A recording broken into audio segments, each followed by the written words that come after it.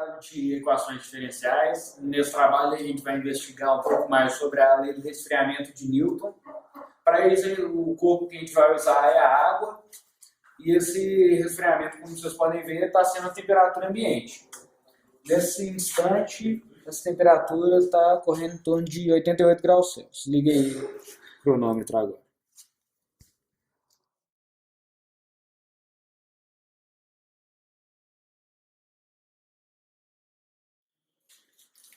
Aqui, depois de 64,5 segundos, a temperatura está entre 81 e estabilizou 81 graus Celsius. A gente vai colocar de novo.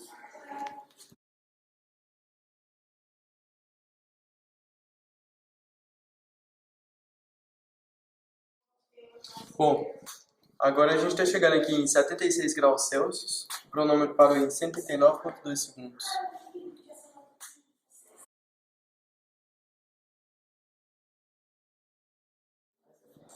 Bom, agora chegando aqui em 187,3 segundos, a temperatura está em 73 para 74 graus. Estabilizou em 73 agora.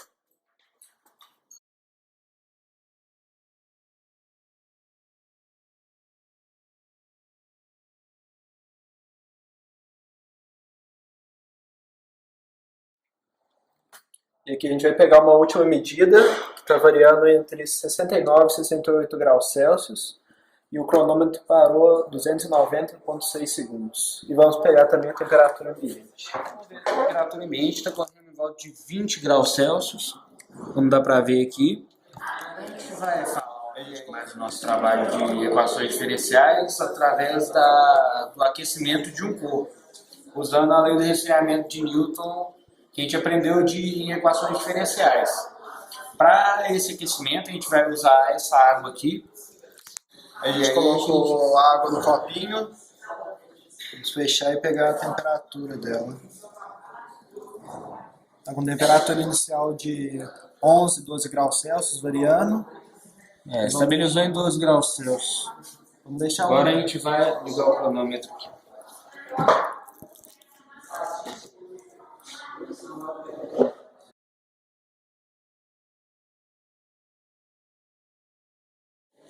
Olha aqui, a gente paralisou o cronômetro aqui em 50 segundos, ponto 2, a temperatura se estabilizou em 13 graus Celsius.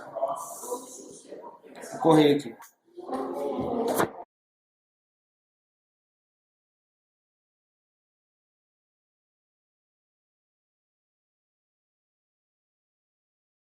De 87,9 segundos.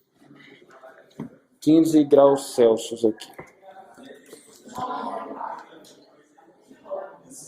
Não mata.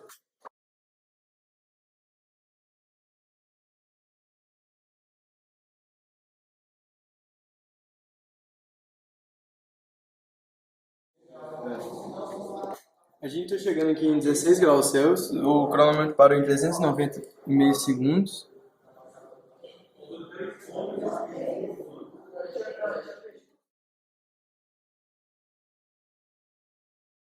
Vou mostrar como que a gente utiliza as equações diferenciais na lei do resfriamento de Newton. Bom, para o resfriamento da água, a gente utilizou essa equação, que é a derivada da temperatura sobre a derivada do tempo é igual a K vezes temperatura ambiente menos a temperatura. A gente fez esses cálculos aqui utilizando equações diferenciais de primeira ordem lineares, e a partir disso a gente chegou nessa equação, com duas constantes, C e K. Para achar os valores de C e K, a gente usou a temperatura inicial de 88 graus Celsius para achar o C, e para achar a temperatura de K, a gente achou mais razoável usar essa temperatura aqui, porque dá uma equação mais confiável e eu vou mostrar por quê. Bom, o valor de C ficou em 68 e o valor de K ficou em 0,00139. A partir disso, a gente achou essa equação, T de T é igual a 20 graus Celsius mais 68 vezes E elevado a menos 0,00139T. Para conferir esses cálculos, a gente conferiu com as outras temperaturas que a gente utilizou. Então, a temperatura após 64,5 segundos foi de 81 graus Celsius na nossa medição. Utilizando a equação que a gente achou, ela ficou em 82,169. Bom, é um resultado razoável porque no termômetro a gente não tinha nenhuma casa decimal. Bom, a outra temperatura foi de 187,3. Após 187,3 segundos, foi de 73 graus Celsius. A gente vê aqui que com a equação que a gente achou, a gente conseguiu achar um valor de 72,413 graus Celsius, que foi bem fiel ao que a gente tinha achado. A que mais distorceu foi a temperatura após 290,6 segundos. No que a gente mediu foi de 79 graus Celsius e o que a gente achou aqui utilizando a equação foi de 65,403 graus Celsius. Bom, é uma diferença bem razoável, mas a gente consegue ver que a equação atingiu sua meta nas outras temperaturas e só essa que distorceu. Pode ter sido característica física do local, a temperatura ambiente pode ter mudado. Eu acho que também pode ter acontecido do recipiente, por ser de alumínio, ele pode ter influenciado nisso, ou então até uma leitura errada do termômetro mesmo. Segundo experimento, que foi o aquecimento da água, a gente usou a mesma equação do experimento passado, que foi calculado com a equação diferencial linear. Para isso a gente pegou algumas medidas: a temperatura ambiente, o T de 0, o T de 50,2, o T de 287,9 e o T de 390,5. E com o T de 287,9 foi a melhor temperatura para encontrar uma equação confiável para o cálculo das outras temperaturas, que foi T de T é igual a 20 menos 8 vezes exponencial de menos 0,00163T.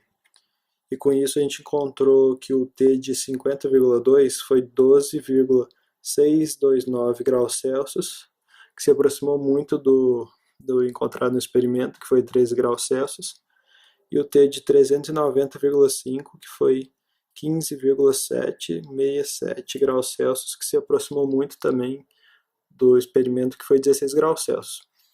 Alguns erros podem ter ocasionado a diferença do cálculo e das medidas, que foi que não havia casa decimal no nosso termômetro, alterações na temperatura ambiente durante o nosso experimento, e o recipiente de alumínio.